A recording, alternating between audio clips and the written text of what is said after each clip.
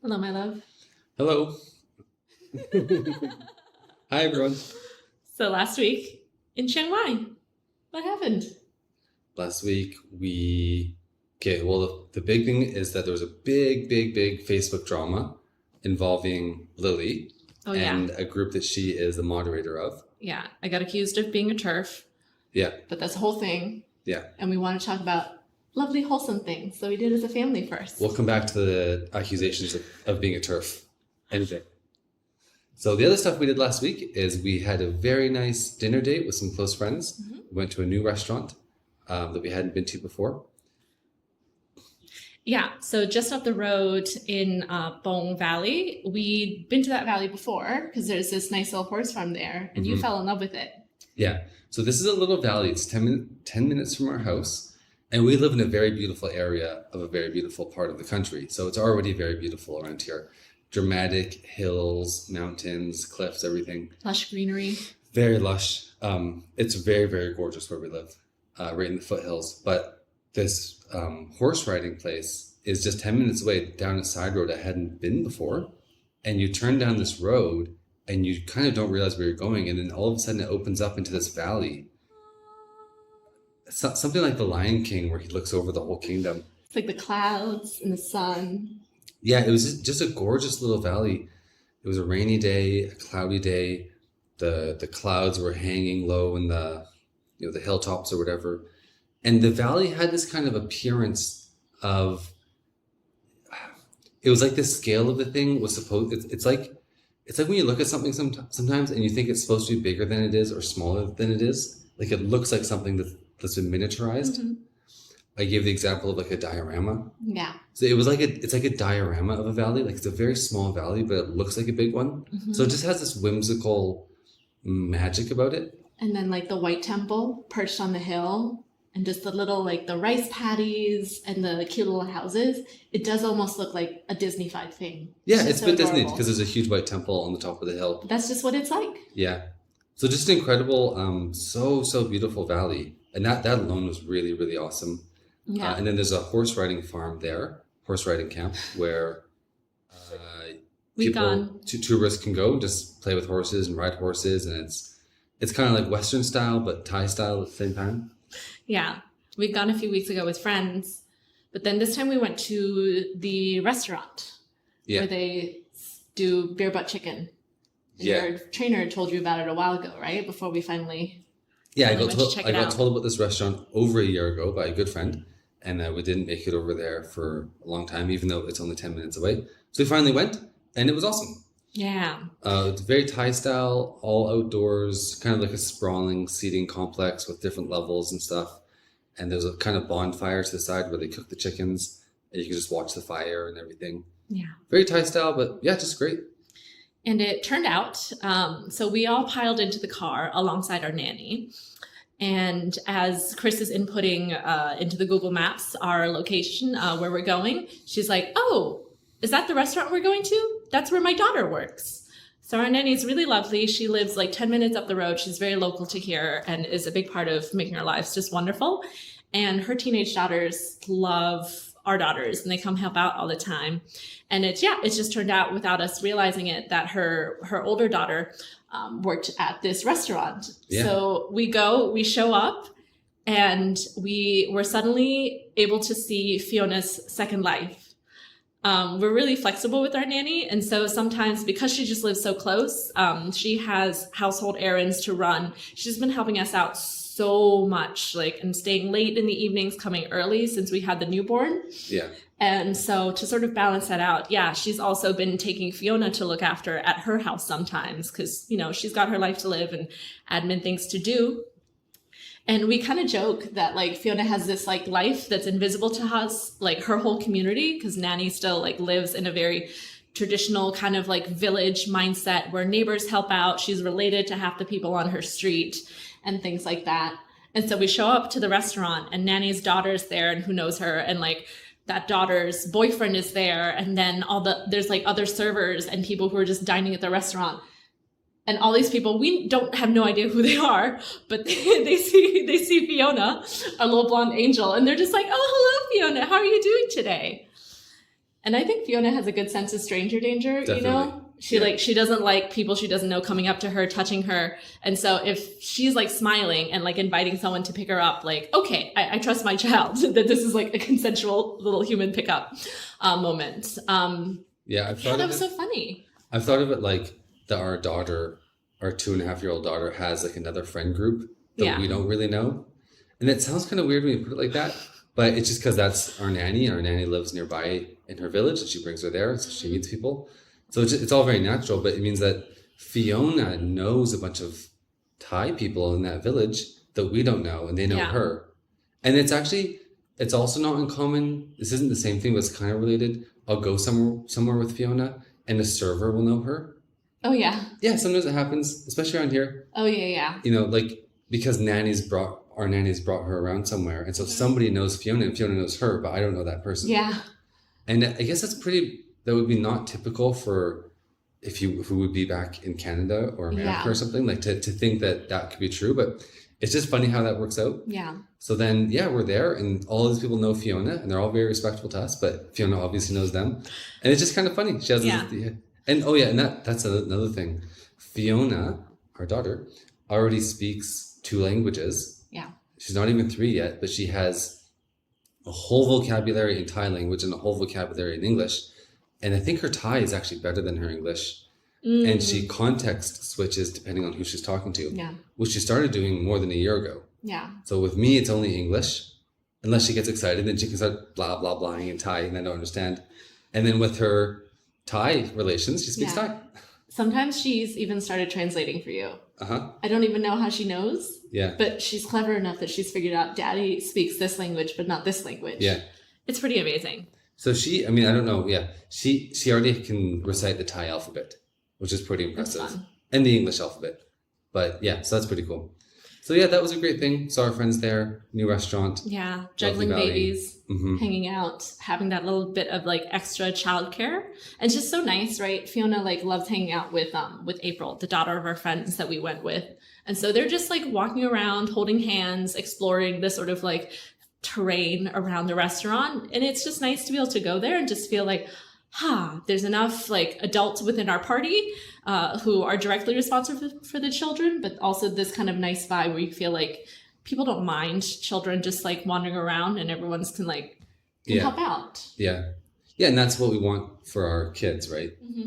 A kind of village style environment where there's enough people around who are taking care, and we're also taking care, that the kids can kind of just run around. Yeah. And the older kids will help the younger kids, and all the different moms and dads. Yeah. They know everyone.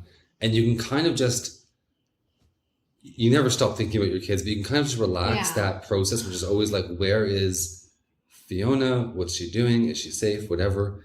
You can kind of relax and be like, there's enough trustable adults around that it's just okay. Yeah. And we can just enjoy ourselves. I definitely get that spike of like anxiety or mom guilt, but then I sort of stop and think about like, these are the values and principles that we want to live out, right? So I want to sort of be able to ease that part of myself and just remember that we're so lucky that we get to be in a community that still has those like, just like a high trust environment. Yeah. And just to try to like learn to relax into that.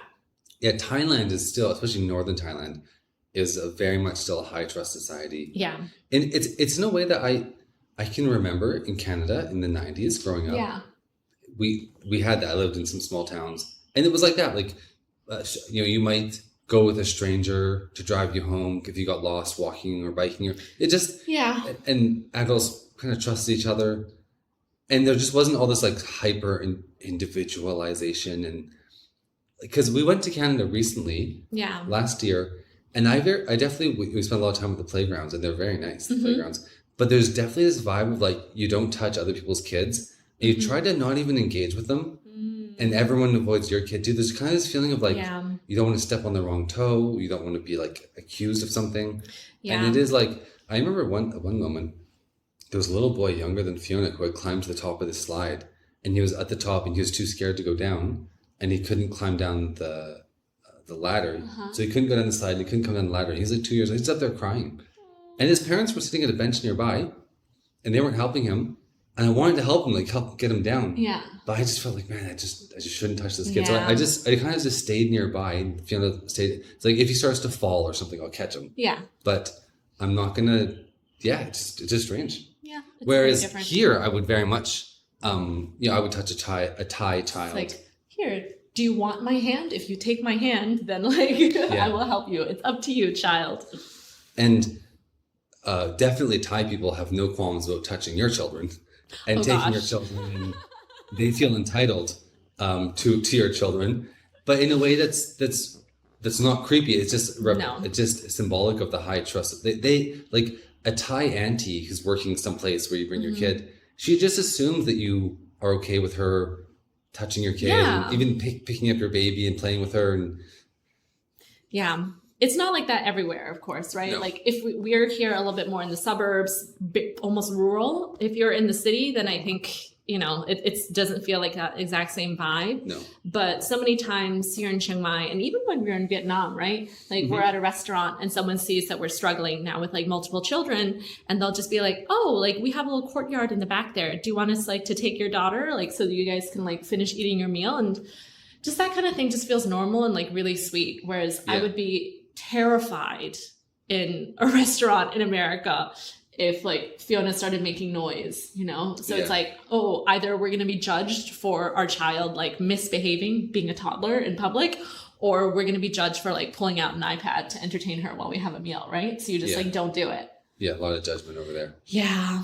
But yeah, it's interesting because a lot of people, especially where we live now in the suburbs, but in Chiang Mai, would have grown up really in a village. Maybe without electricity, maybe with basics, but like, no, but seriously, like a lot of people would have grown up, like my Thai language tutor, Washi, she grew up in Pai in a wooden house without electricity. Yeah. And in her village, there was like one phone that everyone shared.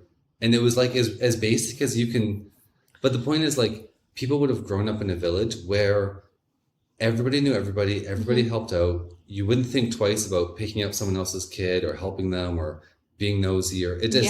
And then those people like maybe now they moved to Chiang Mai, or Chiang Mai kind of expanded into their area, but their frame of reference is so different than a Westerner or just a city dweller in Thailand. Yeah, their frame of reference is their whole life was like just picking up babies, playing with kids, chatting people up, being nosy, completely normal. Yeah, and so you kind of interact with that. The reverberations of that village lifestyle, living where we live and doing what we do. Yeah. I remember growing up as a kid, and when we went out to the village to visit my grandfather and my aunts and uncles. My grandfather, when I was a kid, had like the one of the only televisions in our little village. Right. And so like on Sunday when the Muay Thai's on, all my uncles, all the other men in the village went over to his house to get alarmingly drunk. That's so cool. That's also an aspect of village life. It's not all ideal, but you have different things. But that stuff only goes in one direction. Typically, I mean, sometimes societies go backwards, but it's just so cool that you saw that because I have context. In 30 or 40 years, the amount of people who could say that, or for whom that would have been true, is just going to collapse down to almost nothing. There's going to be none of that left in Thailand. I mean, I don't know, maybe not, but it's like that really basic way of living. It only goes in one direction, right? Yeah. Typically. I'm so glad that we have this beautiful, comfortable house for Fiona. We live in a gated community and all the benefits that come with that. But I am happy that she has this exposure to this other world in Thailand. I think that's it's just important. It's very humanizing, right? You want to see not just your own life. You want to get a little bit of diversity into your upbringing. Yeah, 100%. I'm really happy with that too. So that was one highlight of our week. And also last week, you spent a good amount of time sort of tidying up your office, making it a little more comfortable, space you're renting with your friends. Yeah. So yeah, I've been working from home or from cafes for 6 years now, living in Thailand, or however long I've been here, maybe 5 years. I think that's 5 years. Yeah. And there's a lot to say about the cafe culture here, but it's incredible. I don't know of a city that does it better. I really don't. Because the variety and the value and everything. Mm-hmm. And it's co-working friendly. And it's something you don't really notice, or you kind of forget to appreciate until you go to Europe or any other country where it's just not co-working friendly. Yeah. They want you to buy your thing and get out. Yeah. But here there's plugs, there's good internet, and they're just so okay with you buying a couple coffees and sticking around. So that's amazing. But after 6 years of working in cafes, it does start to get a bit tedious. So I work from home a lot then, and I have an office here at home. But Fiona has recently figured out how to open doors. So suddenly this private office is getting delightfully interrupted a little bit more and more each day. Yeah, my home office isn't so private because Fiona will come in. And I want to give her my attention every time, of course. Yeah. And then also, like, let's have the music really loud. I can just hear the drama going on out here. Babies crying, Fiona demanding stuff. It's a bit distracting. And it's fine, you know, I feel lucky to have all these options. But it just... and also, living out in the suburbs now, I don't see my guy friends as much as I would like. And I don't, like... I can get into a habit where I don't really leave the house, or if I do, I go to the nearest cafe, which is a really good one, and then come home. And I don't start to feel like I don't really have a life away from home, and I'm not seeing my guy friends. So for all those reasons, I decided to get a private office in Jed Yod. Jed Yod? No, Pong Noi, our old neighborhood. Yeah, Pong Noi. In Pong Noi, just a neighborhood that we used to live in, where a lot of my friends still live, my guy friends. And yes, we have a little office there. I was able to put a huge table in, a little coffee station, got some Wi-Fi going, and it's really well located. It's across the street from the best barbecue place in town, and a what would you call it, like a marijuana shop run by a friend. What would you call it? Canvas cafe. A dispensary. Yeah. A dispensary cafe run by a friend of ours. And I don't smoke anymore, but still, it's nice to be close to my friends. It's nice to know people around. Yeah, and then just close. Yeah, so yeah, that's great. Got that set up, and I'm going there. Still only going 2 or 3 days a week. I'll probably bump that up as it works into the schedule. And yeah, it's just been really, really powerful for productivity. Feeling like my day has more structure. Yeah. Like I'm in the house in the morning, then I go out to work, and then I come home. Like that's just kind of nice. And then seeing my guy friends. Yeah. So for 3 things, that's really really checking like the boxes. Compounding lifestyle benefits. I think that's like how you make good habits stick, right? It gives perks in like more than one direction. Yeah. Multiple perks. And it's very easy to set up, and rent in Thailand is insanely cheap compared to my reference, which is Canada. So it's super, super cheap to have a private office, and I'm sharing it with a couple guys. And we do plan to make money eventually by bringing in other guys later who weren't part of the setup and didn't take the risks. They'd pay a monthly fee. But yeah, so that's just been really great, just seeing guy friends and getting more work done. And actually, there's like a little bird. You like the really common kind of bird they have here? I don't know what they're called. The like yellow beak ones. Yeah, the yellow beak ones. They're like a kind of magpie thing. Yeah. It comes to visit us every day at the office, and it just flutters around from window to window and door until someone lets it in. And it just comes and like flies on our hand, lands on our screen, checks out the other guy's screen, and then it leaves. That's so cute. It's so anything. Disney. Yeah, it doesn't ask anything. Yeah, it's really funny. It doesn't ask anything. We don't have any food for it. It just comes and says hi, and then it goes away. Wow. And it's every single day now. You really, have been welcomed into the neighborhood by the woodland creatures. Yeah, it's like being welcomed in. Yeah. Yeah, one thing we didn't think about when we got the office was curtains, and that's been a whole ordeal. Yeah. Because they're way more expensive than we thought, and you have to have them. And anyway, that's just been a whole ordeal. We tried cheaping out. It didn't work. We wasted some money. So now we're getting it professional. You have curtains, you have a sofa, you have a rug, houseplants, little things. Well, it has been a bit funny because, me and Andre and Nico, we think of ourselves as like manly men, whatever. And we're in this group chat talking about like if the curtains would match the couch, and if if we can have some accent colors that match the wall that we painted. It's fine. It's perfectly good, but we're having this kind of chats I don't think we would have had a few years ago. Yeah. We wouldn't have thought to think about matching colors and stuff like that. But yeah, that's been really great. Yeah. So we have the office.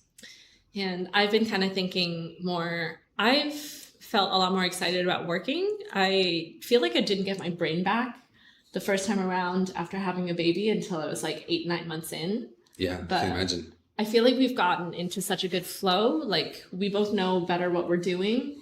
And we just have such an amazing nanny and great support. And I think good routines, like the house and everything about our lives, we've sort of like built around having family, right? It's in place for a reason and it's working. And so I just feel like I have this new energy. I've been wanting to work, but I've been struggling without like a defined space to work, right? So I've been sending Fiona and the nanny out to so many places to go like play at these fun indoor cafes, but I'm kind of realizing that's getting expensive. Yeah. And it did occur to me that like maybe I should be doing it the other way around. Like, oh, especially on a rainy day, like what if I am the one who leaves for a couple hours to go get some work done? And then they have the run of the house, which has all these things that we've already paid for. Yeah, because the house is basically a playground. Oh my God. And it's where the food is and the bathrooms and stuff. Yeah. It's pretty convenient. Exactly. I think it's probably more convenient for the nanny to be here than out there. Yeah. And then it's nicer for you to go somewhere and get out of the house and get into work brain. I have definitely been such a homebody that I could stand to get out of the house a little bit more. Yeah. But yeah, so one of the things that's been like last week took up a bunch of my attention. I've been a moderator for a Facebook group for the Chiang Mai Nomad girls for a few years now. And usually it doesn't take up a whole bunch of my time. It's a really nice community that's always been very supportive, and everything's crowdsourced, right? So everyone helps each other. But the thing that probably takes up my time the most is just approving requests. It was like 4,000 people when I first became a moderator, and now there's like 16,000 women in there. And so last week we had a bit of a kerfuffle. A trans woman asked to join the group.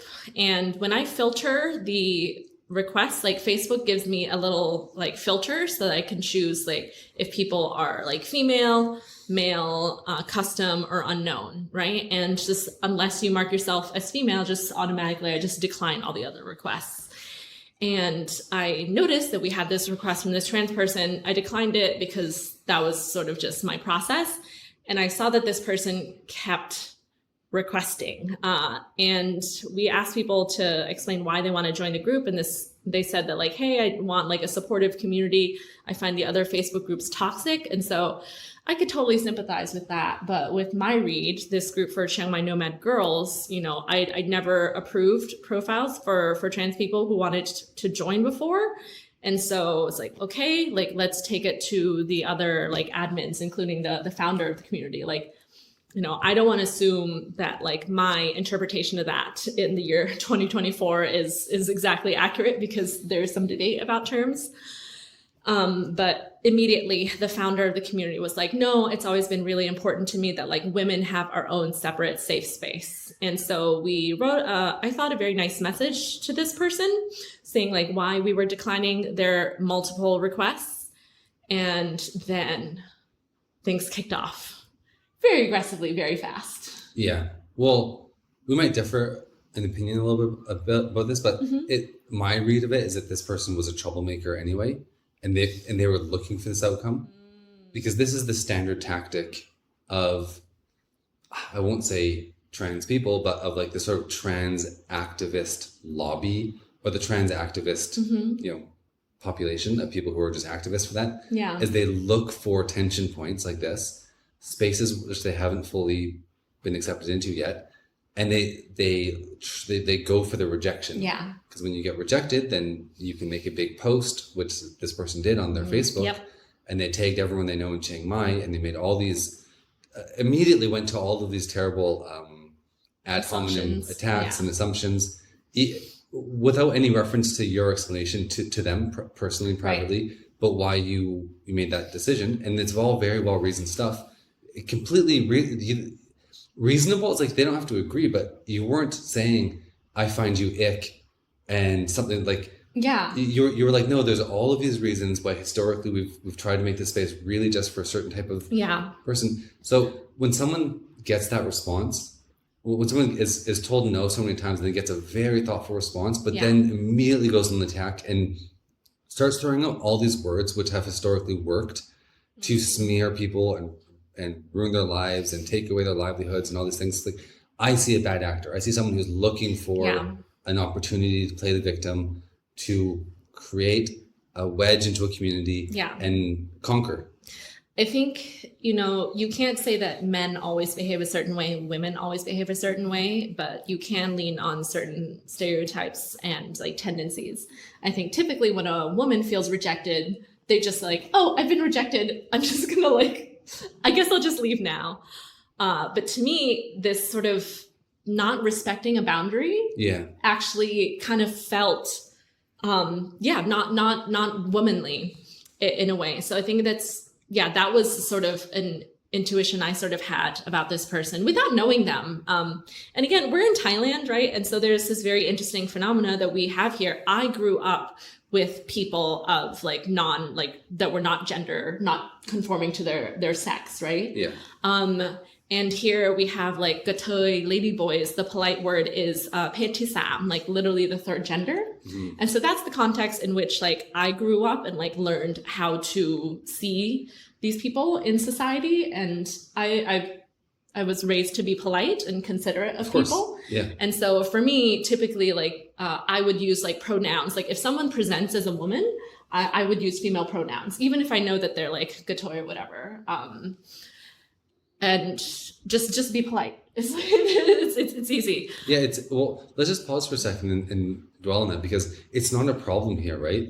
There's no mass social movement by the ladyboys to be accepted as women. And there's no mass political movement of people against that, saying that that's bad and political and communist, because it's more mature. Like the culture here around these issues has matured naturally over decades.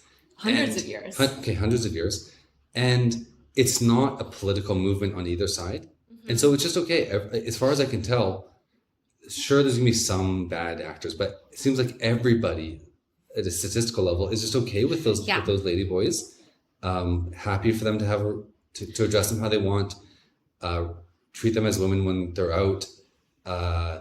And those ladyboys, they understand their position is a bit of a weird one. Mm-hmm. It's a bit weird for non-ladyboys, and they kind of have a humbleness about it. But they still go out. They still like to be seen. That it's just they fit in, and they're not trying to dramatically change society. Yeah. And therefore there's no dramatic pushback to their attempt to change society. Yeah. And then everyone just gets along, and it's just not a problem. Thai society is so live and let live. I think if you are Thai, there's a lot of cultural expectations that come with that, and a lot of like social pressure. I think Thailand's much more of a hierarchical collective culture rather than like the individualistic culture that we might assume from like the West. Yeah. But I like over the years, I can't even think of any request to join the group from like Thai trans people, you know, like that just like hasn't even been on my mind until this person showed up. So there's this whole context, this thing happened, and immediately, so because the founder of the group, not even me, but the founder of the group went out of her way to update the group description to explain that it's like, oh, we just want to clarify that this is for biological women. We didn't realize we had to explain that, but like that is true. Like shit totally hit the fan, right? I think this has been so topical with like the Olympics. There's been this case recently in Australia. And almost immediately I just got like assaulted. Let's pause for a quick second, because if you're leading a large online group for women, and then someone goes and updates the rules and says this is for biological women only, that's visible, that's transparent. If that would be a Thailand only thing, it just wouldn't matter. No one would pay attention. But the fact that this group is mostly Western people, I would say probably 90%. It's Nomad girls, right? It's people who are not from here. So just dwell on that, because like that is such a dramatic thing to do, actually, given the current discussions around trans and but it's like that is an explosive, brave, but explosive decision to make. Yeah. To publicly say this is because all the cultural trends are going in the other direction, right? Like the battles in the West are over like if a man who's gone through male puberty can play can play sports against women and beat them up in boxing and stuff, like that's the level, that's where the battle is at in the West. But here, you see what I mean? Like. Like you guys are drawing the line so much further up the stack of consequences. So I'm just saying that's a very, very explosive thing to do, and the result was correspondingly explosive.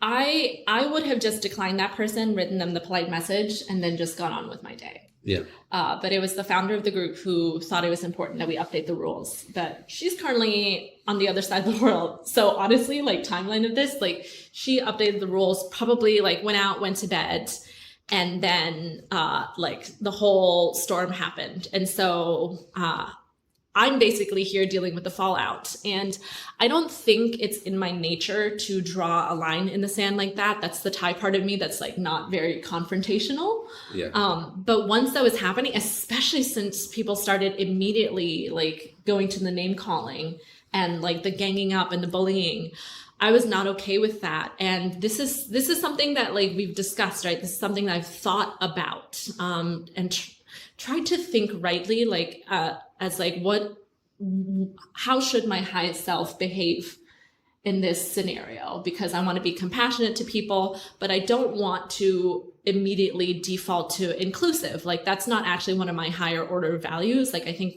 like descriptions and accuracy are important. And I am a woman, and there are contexts where I want to prioritize like my own, right? And I think that's natural and that's okay, but there's all of a sudden I have just all these women shouting at me to say like, you claim to be inclusive. Like, why are you doing this?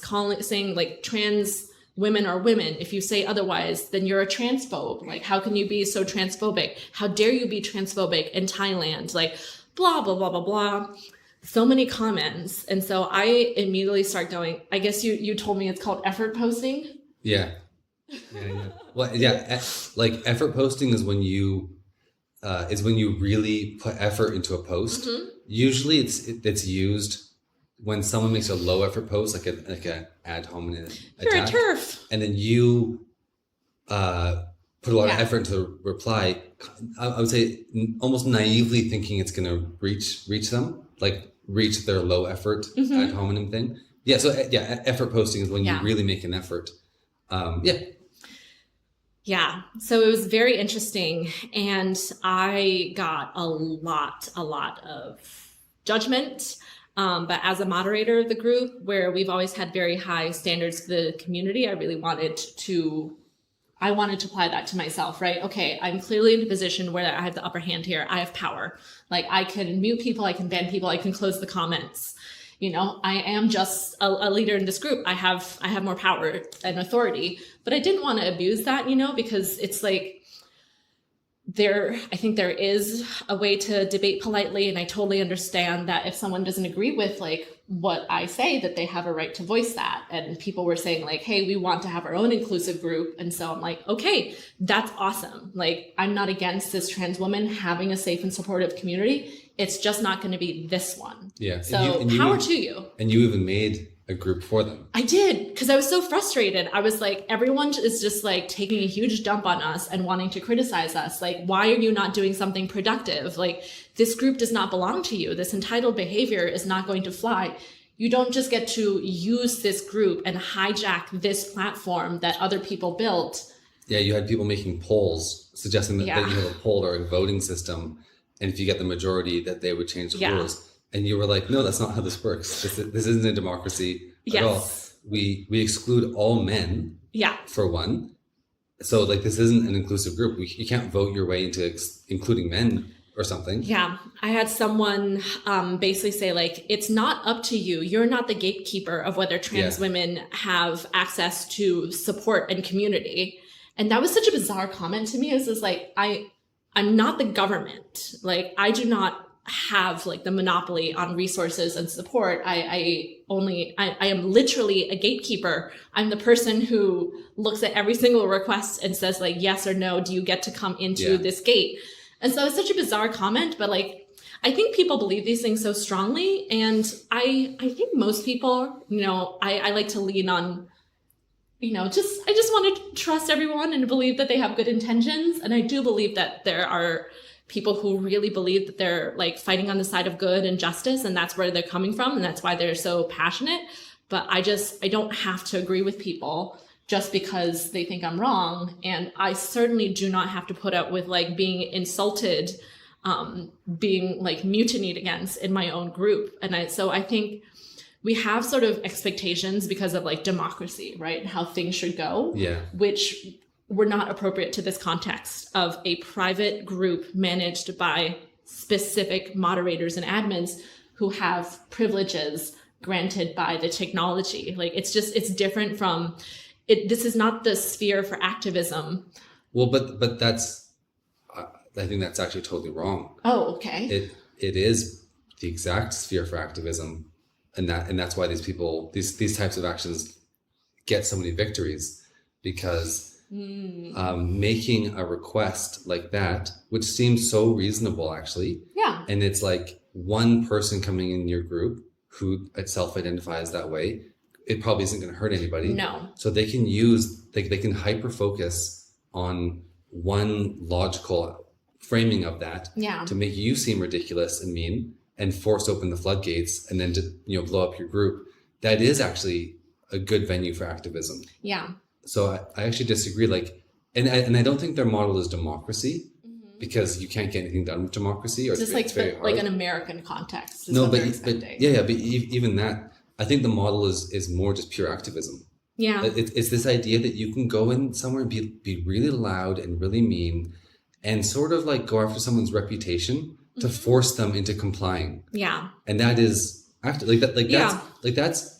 was involved in a lot of activism in my late teens and early 20s. That's the whole game, is you march on the government building and you say, this politician said they were going to do something, now they're doing the opposite, shame on them. You shame them and so and these actions using the same tactics have conquered so many spaces through activism.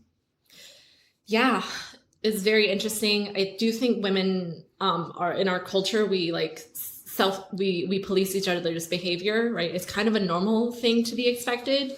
And it's unsurprising, people might criticize women for being like catty and bullying. And we have there's a certain way that women gang up on other women. Yeah. And that was in full effect. And I had people who were just like being snide in the comments as if they don't know that I'm like reading and reviewing all of this content, because I don't, because I'm still taking my moderator role seriously. I'm not going to let the group's like standards of behavioral and kindness and support lapse, right? And so for a full almost 48 hours, I was very tolerant. We kind of have a policy that we don't host debate club, because as admins, we're volunteers. I have a whole life that I want to be able to live and not have to sit there and making sure that these girls aren't being mean to each other. And it just gets out of hand, right? Yes, exactly. It's because those threads become the most toxic and suck up all the energy. Yes. And then newcomers to the group think that that's all that's going on in the group. Exactly. And that's not the point of the group at all, is to help newcomers and existing people find resources and connect with each other and blah, blah, blah. Yeah. Not debate about elephant politics or something like that. Yeah. So usually Kris said elephants, right? That's one of our, people have such strong feelings about ethical elephant visitation. So we have a couple of really great discussions that we've pinned on that, and we just decline and we remove subsequent discussions. And so that's our usual debate club policy. This one I felt, because I had, I guess I had a personal stake in this, but also because I felt to some level that despite the accusations of that we weren't going to be accountable to our decisions, I was no, I'm not ashamed of the decision that we made. I stand by it. I am comfortable being disagreed with. I will take it on myself to host and facilitate this discussion and mute all the mean girls and try to maintain a certain standard without censoring. Yeah. I let people say really not nice things about me. But one of the things I started nuking immediately was, TERFs, right? I think because of J.K. Rowling and all that, this word became very widely popularized. Yeah. And trans exclusionary, right? That's the obvious portion of the term, but then radical feminists. And I kind of realized a lot of people were just regurgitating little bits of rhetoric, or literally copy pasting in definitions of this is what a TERF is, and that's why you're a TERF. I'm well, that's not actually true. And I don't think relevant to this conversation, because can you explain the radical feminist portion of this? Because I am certainly not a radical feminist. I feel feminism went off the rails, and I don't want men and women to be the same. I think it's more important that we are respected and valued for our respective like differences, and that women in the ways that they are different from men are valued. Like, I don't think that we should just collapse everything into like a singular. Yeah, like that doesn't make sense to me. No, you're definitely not a TERF. But TERF is just, I mean, they have two words, right? They have transphobe. Yeah. And they have the word TERF. And yes, I think to these people, transphobe is a good attack. And they use that on, you know, men and conservative people. But TERF is this extra attack, which they use basically on apostates, people who used to be in the like deep feminist club and have now left, or who they assume are kind of associated to feminism, because TERF has this extra bite to it. That's the point of it, right? They don't really think that you're a radical feminist or even that you're trans exclusionary, but TERF it's kind of just an attack. It's like a rock they can pelt at me. It's like a 4-letter word, past, right? Yeah.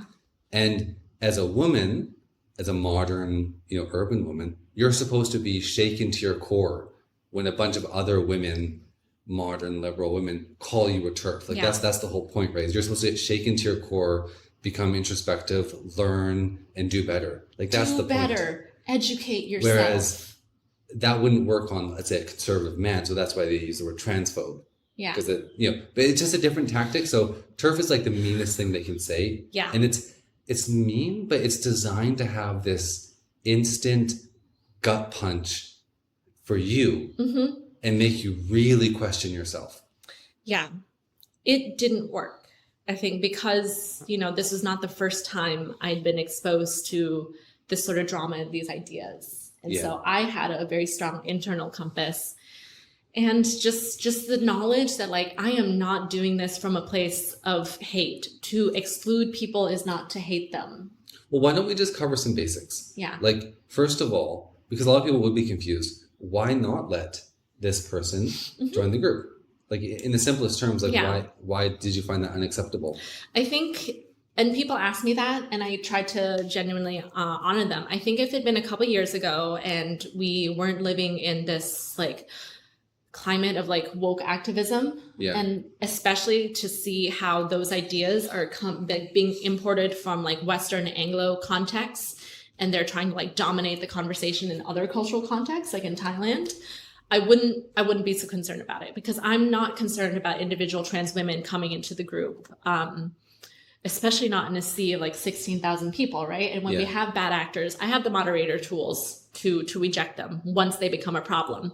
And that probably would have been my stance a couple years ago, but it's kind of clear to me that like this kind of like niceness, this politeness, this desire to like maintain harmony and be inclusive, that I think is like kind of a much more natural tendency towards women, is, I think there are bad people who are actively weaponizing that against us. Right. And so that's why I'm drawing a line, because here in this kind of space where I have a petty amount of power, and it's kind of a low stakes space, right? It's a Facebook group for women where usually we ask like, where do I get my haircut? Like, who wants to join me for lunch? Does anyone want to create a women's entrepreneurship mastermind? Like, just it's not usually so charged, right? It should be fine. A couple of people like slipping through the cracks is honestly probably happened and mostly isn't a problem. But I decided that in this case, it was important to draw a line, because if women aren't allowed to draw our own boundaries and ask for those to be respected in this low stakes case, it's increasingly happening that we don't get to do this in like higher order, higher stakes case. Yeah.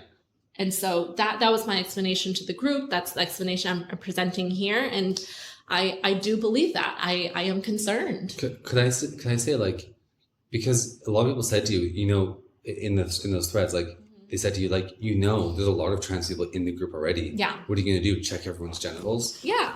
And that was weird. That was so weird. Yeah. It's just weird. But the point I want to make is like, I think the point is that you actually don't mind if some trans women get into the group and just enjoy the benefits, because that's not the point at all.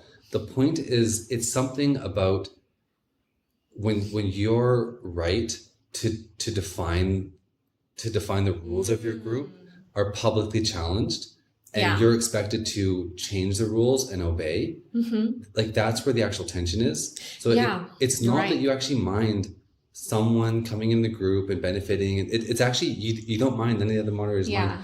It's the fact that it seems to have been an activist attempt to change the nature of the group, to drain power away from you into the activists, and also just to redefine, like, how many ways can I say it? Like, to redefine what a woman is, to force the group to accept a new definition of women Yeah. publicly, which then deletes your ability to do any moderation in the future, because now you've set a precedent Yeah. where anyone who considers himself a woman is welcome to that group. Yeah. Which means anybody could come in. So it's like, and this is what you said, like, if that person had not self-identified that way and brought it to my Yes. attention multiple times, Yeah. if they had just marked women in the drop down, they would have been in probably no problem. Yeah.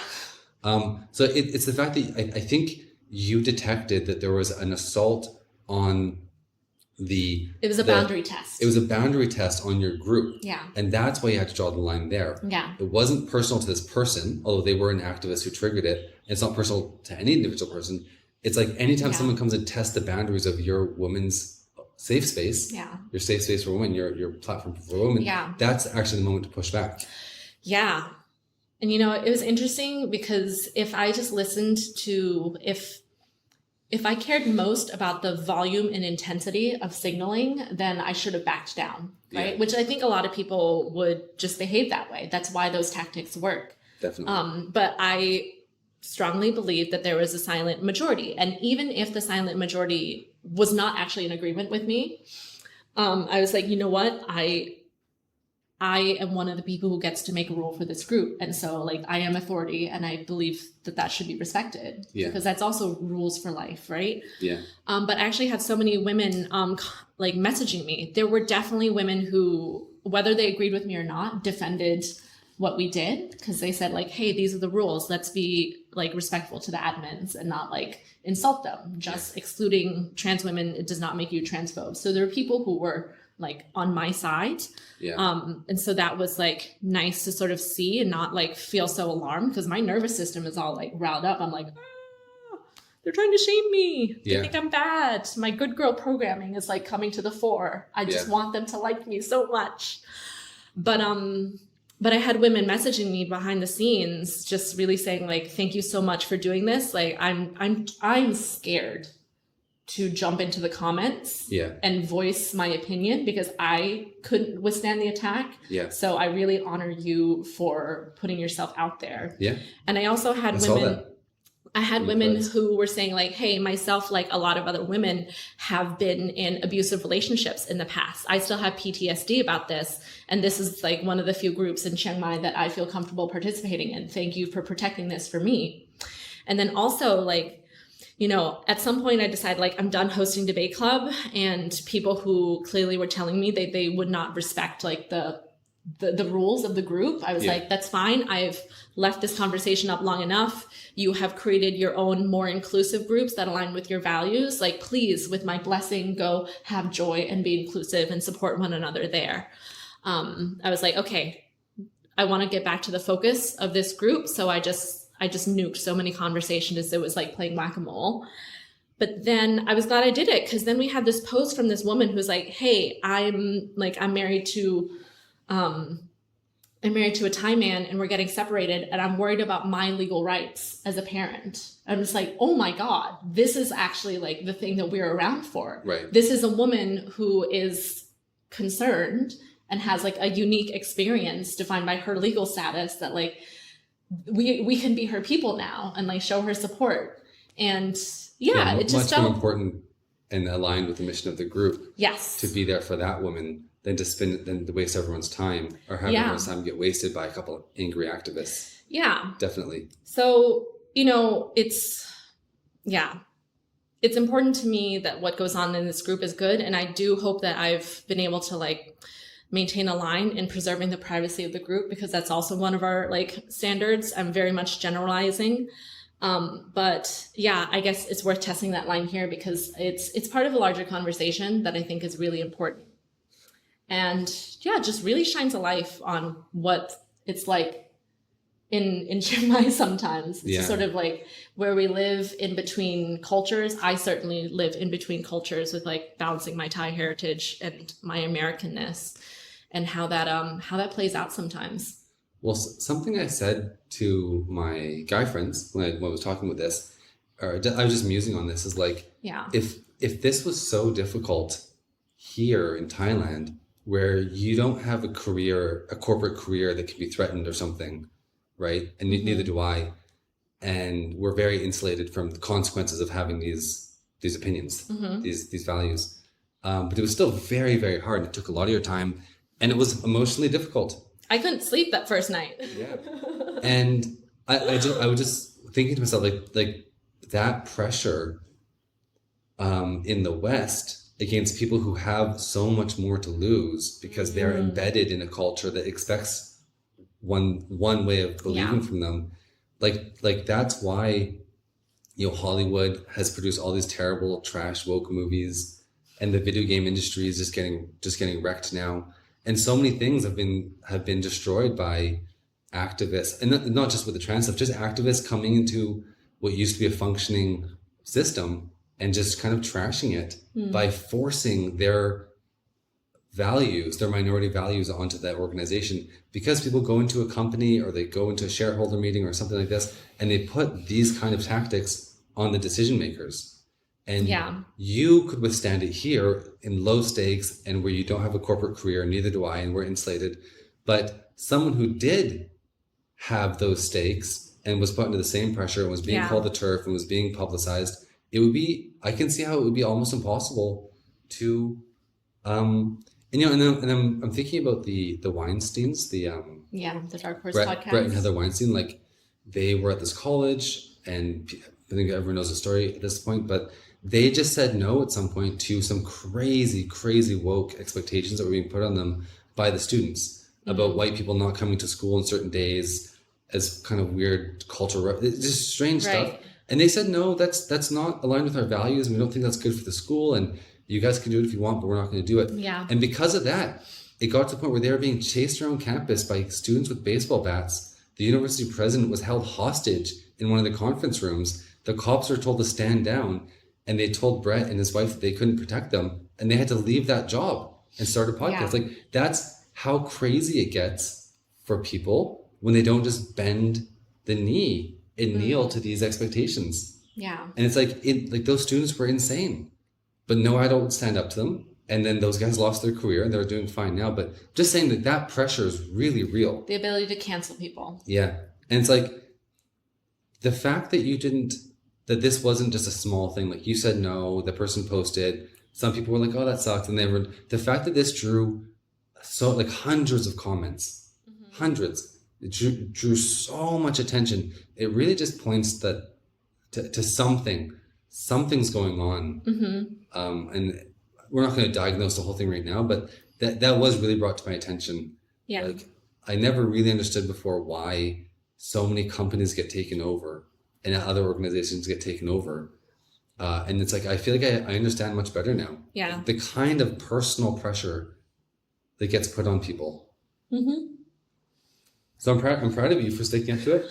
Thank you. For enduring through it, for defending all those women who wanted it to be a woman's space and to not give control of the boundary over to activists. Yeah. It's a good thing.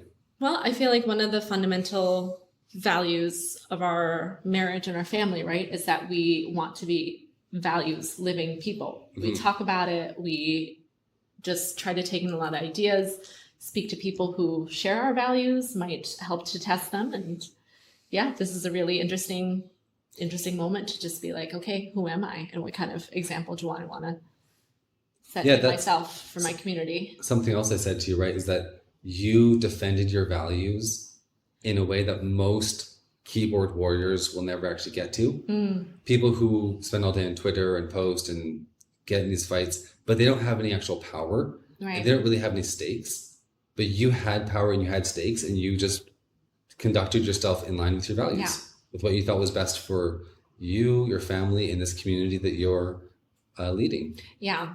And that's really something to notice. Yeah, it was kind of fun. It's kind of fun to feel like you are sort of just on the side of righteousness. Yeah. But I did have to sort of check myself and just remember that's also where the other side is coming from. Yeah. And to have some humility in that. You can overeat on righteousness. Oh, yeah. And become bloated. Yeah. So it's good that you're aware of that. So that was the big drama of a couple of last week. Yep. And you weathered it. It's over now. Yep. I'm sure people are going to be talking about it and whatever, scheming, but yeah. You know. That's and fine. Then, we also published that blog post, right? So I finally put out like 60 plus places to take your kids in Chiang Mai. And so I wonder to what extent that, people seeing me in like two different personas, like here is Lily defending the line for women, or TERF, whatever they thought of me. Yeah. Also seeing like, hi, I like families and I want to be supportive. And here's a free bit of content that I created to help make your life a little bit easier. That was my week on the internet. Well, I think I have a pretty good understanding of how these people think. And that would make sense to them. Like being really pro-family and pro-family wellness is coded right-wing now. Right-wing is coded TERF. So I think for a lot of these people who might not have known or had that strong opinion, but they probably think that you're just a right-wing, a bad right-wing person. Which is so bizarre to me, coming from my like East Coast liberal. My whole family are all Democrats, like basically across the board, right? But it's like many people said this, right? Like the left, we shouldn't get too political, but the left has left people like you. You didn't go anywhere. I'm so confused as to where I fall in line. Because I certainly don't identify as right wing, and it just feels bizarre to have that label applied to myself. I'm a feminist in, depending on your definition of that word. I am an international person, globalized, all these things that, but I also just, think women are women, and that's valuable, and that we should have babies and nurture them and have healthy families. Yeah, and that's, again, that's all coded right wing now. And it's, for these people, I mean, all those people, I shouldn't say that, like these people, like as though it's all one group, but for a lot of people, like just saying that, it gives them this like gut, this negative, fearful, like feeling in their gut. When you say like, I'm pro-family, I'm pro-children's flourishing, I'm pro-whatever, like it's so strange, but that's become coded as something very dark to them. Well, which is very sad. That's why I'm glad we live in Chiang Mai and we have a little bit of a separated life where we can choose our values, choose our community. Yeah, it's great here. So Thanks, that was our week. Okay, well, I think that covers it. That's good. We'll keep checking in from week to week to share these little updates. We're still figuring out some of the ins and outs of vlogging. This is new to us, but very new. We think a lot, we chat a lot, we share with our friends, and we thought that it might be nice to share with a larger community because we want other people to sort of, be able to live awesome lives here in Chiang Mai like we do. Agreed. Okay, that's it.